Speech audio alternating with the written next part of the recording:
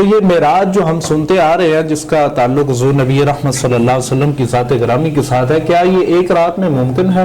اور یہ کیا جسمانی معراج تھی یا یہ روحانی معراج ہے؟ ذرا اس پہ روشنی ڈالیں۔ جی حسن بھائی، آپ کا سوال بہت ہی خوبصورت ہے اور انتہائی اہمیت کا حامل بھی ہے۔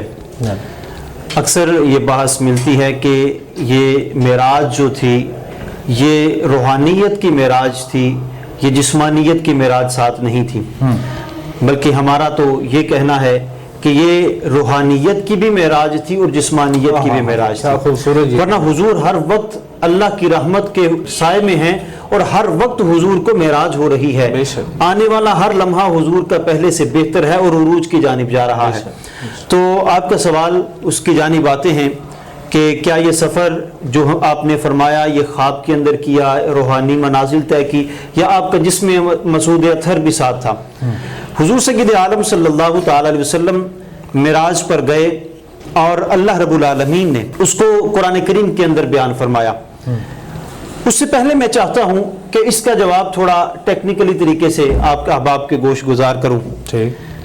معراج اگر روحانی ہوتا، آج کے سائنسی دور میں بھی دیکھ لیں، ترقی یافتہ دور میں آج لوگ حقیقت سے آشنا ہو چکے ہیں، شعور آ چکا ہے۔ آج کے دور میں بھی اگر کوئی کہے کہ خواب کے اندر میں نے دیکھا، میں نے زمین کی سیر کی، آسمان کی سیر کی، واپس آیا، آ کر دیکھا کہ میرا بستر ابھی گرم ہے، جہاں سے وضو کیا تھا پانی ابھی چل رہا ہے، دروازے کی کنڈی حرکت کر رہی ہے، اگر کوئی کہے کہ میں نے خواب میں یہ سب کچھ دیکھا ہے، تو کیا اس سب کچھ کہنے کے بعد وہ یہ کہے کہ میں نے خواب میں دیکھا ہے، تو کون انکار کرے گا؟ اس کو منو ان تسلیم کرنے کے لیے ہر انسان تیار ہوگا، کیونکہ خواب میں تو ہر کچھ ممکن ہے نا، خواب کے معاملات ہیں اور خواب کے ممکنات میں سے یہ ہے۔ لیکن حضور سید عالم صلی اللہ تعالی علیہ وسلم کا دعویٰ خواب کا نہیں تھا، روحانی معراج کا دعویٰ نہیں تھا، بلکہ وجود مسعود کے ساتھ اللہ کی بارگاہ میں حاضر ہونے کا دعویٰ تھا۔ یہی تو وجہ تھی کہ کفار جو تھے وہ طرح طرح کی باتیں کرنے لگے۔ اگر بات خواب کی ہوتی تو اتنا وویلا کیوں مچایا جاتا، اتنی باتیں کیوں کی جاتی؟ تو یہی سے بات معلوم ہوتی ہے کہ یہ خواب نہیں تھا، بلکہ حضور اپنے جسم اطہر کے ساتھ اللہ رب العالمین کے حریم ناز میں حاضر ہوئے۔ اب آتے ہیں، اللہ رب العالمین نے ارشاد فرمایا سبحان الذی اسری بعبدہ لیلا، کہ پاک ہے وہ ذات جس نے اپنے بندہ خاص کو رات کے مختصر سے حصے میں سیر کروائی۔ ذرا مجھے یہ بتائیے، اگر یہ خواب کا معاملہ ہوتا تو اللہ رب العالمین کو اتنی تاکید کے ساتھ اللہ رب العالمین کیوں ارشاد فرماتا؟ اللہ نے فرمایا پاک ہے وہ ذات، فرمایا اعتراض کرنے سے پہلے یہ دیکھ لینا کہ سیر کروانے والا کون ہے، کون قدرتوں والا ہے، کون عیبوں سے پاک ذات ہے۔ فرمایا سبحان ہے وہ ذات الذی اسری بعبدہ، کہ جس نے سیر کروائی اپنے بندہ خاص کو۔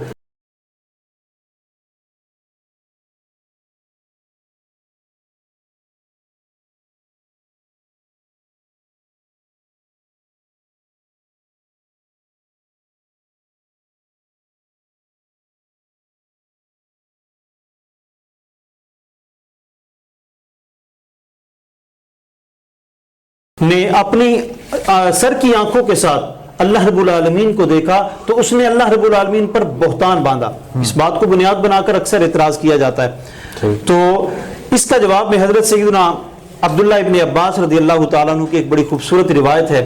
آپ ارشاد فرماتے ہیں کہ حضور نے ارشاد فرمایا کہ میں نے اپنی آنکھوں کے ساتھ اللہ رب العالمین کو 2 مرتبہ دیکھا۔ تو یہ دونوں احادیث ملتی ہیں۔ اب ان میں تطبیق کیا ہوگی، وہ کون سی صورت ہوگی کہ جس کے ذریعے ہم یہ بات اپنی ثابت کر سکیں کہ حضرت سیدہ عائشہ صدیقہ کا فرمان بھی حق ہے اور حضرت عبداللہ ابن عباس اور دیگر جتنے بھی صحابہ کرام ہیں ان کی روایات برحق ہیں۔ تو حضرت سیدہ عائشہ صدیقہ نے فرمایا کہ سر کی آنکھوں کے ساتھ، حضرت عبداللہ ابن عباس بھی فرماتے ہیں کہ حضور نے فرمایا کہ میں نے 2 مرتبہ دیکھا، ایک مرتبہ میں نے اپنی سر کی آنکھوں کے ساتھ دیکھا، دوسری مرتبہ اپنے دل کی آنکھوں کے ساتھ دیکھا۔ تو حضور سید عالم صلی اللہ تعالی علیہ وسلم جب اللہ کی بارگاہ میں پہنچے، اللہ رب العالمین کی زیارت فرما کے انوار و تجلیات کو سمیٹا، یہ بات بڑی سمجھنے والی ہے۔ اس بات کو ہر بندہ شاید نہ سمجھ سکے، یہ بات بڑی ہی قیمتی بات ہے، میں اس لیے چاہوں گا آپ توجہ میری جان میں رکھیے گا کہ حضور سید عالم صلی اللہ علیہ وسلم جب اللہ کے حریم ناز میں حاضر ہوئے، اللہ کی بارگاہ میں انوار و تجلیات کو سمیٹ رہے تھے. یہ بات حق ہے کہ اپنی سر کی آنکھوں کے ساتھ اللہ کے انوار و تجلیات کا مشاہدہ کرنا، اللہ کے نور ذات کو دیکھنا یہ ممکن نہیں ہے، بندہ بشر کے لیے یہ ممکن نہیں. لیکن جب حضور اللہ کے سامنے حاضر تھے اللہ رب العالمین کی بارگاہ میں، تو اس وقت حضور کی جو آنکھیں تھی، سر مبارک کی آنکھیں جو تھیں، وہ دل کا مقام حاصل کر چکی تھی، وہ دل کے مقام پر فائز ہو چکی تھی. یعنی حضور کا وجود مسعود اب جس مقام پر فائز تھا وہ مقام قلب تھا، وہ یعنی دل کا مقام پورے وجود کو اللہ رب العالمین نے عطا فرمایا. اب کھلی آنکھیں سر کی تھیں لیکن وہ دل کی آنکھیں بن چکی تھی. اب حقیقت میں جو حضور کی آنکھ مبارک تھی وہ آپ کی ظاہری آنکھ نہیں تھی بلکہ وہ دل کی آنکھ تھی، جس کے ساتھ اللہ رب العالمین کی بارگاہ میں تشریف فرما تھے اور مشاہدہ فرما رہے تھے. اور سارے معاملات جو اللہ رب العالمین کی بارگاہ میں بیٹھ کر اپنی امت کے لیے جو باتیں کی ہیں، التحیات للہ والصلوات والطیبات، یہ سارے جو گفتگو ہوئی ہے یہ اللہ رب العالمین کی بارگاہ میں بیٹھ کر ہی گفتگو ہوئی ہے. تو آپ کا ایک اور سوال بھی تھا کہ اتنے مختصر حصے میں کیا یہ ممکن ہے؟ جب حضور سید عالم صلی اللہ تعالی علیہ وسلم معراج کے لیے گئے، آپ کو بستر سے اٹھایا گیا، تو بستر سے آپ جب اٹھے، بستر ابھی جب واپس آئے تو گرم ہے، اسی حالت میں جس مقام پر وضو کیا ہے اس مقام سے پانی ابھی بہہ رہا ہے، اور جس دروازے سے گزر کے گئے ہیں کنڈی حرکت کر رہی ہے. جب حضور وہاں سے نکلے، مسجد حرام پہنچے، آپ کا شق صدر کیا گیا، پھر وہاں سے حضرت جبریل امین براق کے ذریعے آپ کو مسجد اقصیٰ میں لے کر گئے، وہاں استار انبیاء نے آپ کی ابتدا میں نماز ادا کی. اتنا سارا عرصہ، اتنا وقت گزر گیا. اس کے بعد پھر اللہ رب العالمین کی بارگاہ میں پہنچے، پہلے آسمان پر انبیاء سے ملاقات کی، آسمانوں پر جاتے رہے، ملاقات کرتے رہے، پھر جنت اور دوزخ کا نظارہ بھی کیا، سدرۃ المنتہا، پھر اللہ رب العالمین کی بارگاہ میں نہ جانے کتنا وقت اللہ رب العالمین کی بارگاہ میں حاضر رہے. تو اعتراض کرنے والوں نے یہ اعتراض کیا کہ کیا اتنے مختصر حصے میں کیا یہ ممکن ہے؟ ابو جہل جو کہ مسجد اقصیٰ دیکھ چکا تھا، اس علاقے میں فلسطین میں جا چکا تھا، اور یہ بھی جانتا تھا کہ حضور سید عالم صلی اللہ تعالی علیہ وسلم ظاہری طور پر سفر کر کے اس مسجد میں نہیں گئے.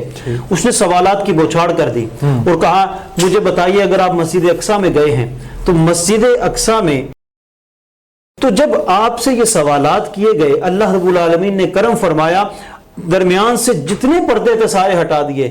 اللہ رب العالمین نے کرم فرمایا، حضور سامنے دیکھ رہے ہیں، وہ سوال کرتا ہے حضور سامنے دیکھ کر بتا دیتے ہیں. تو یہ سارا کرم کا معاملہ تھا.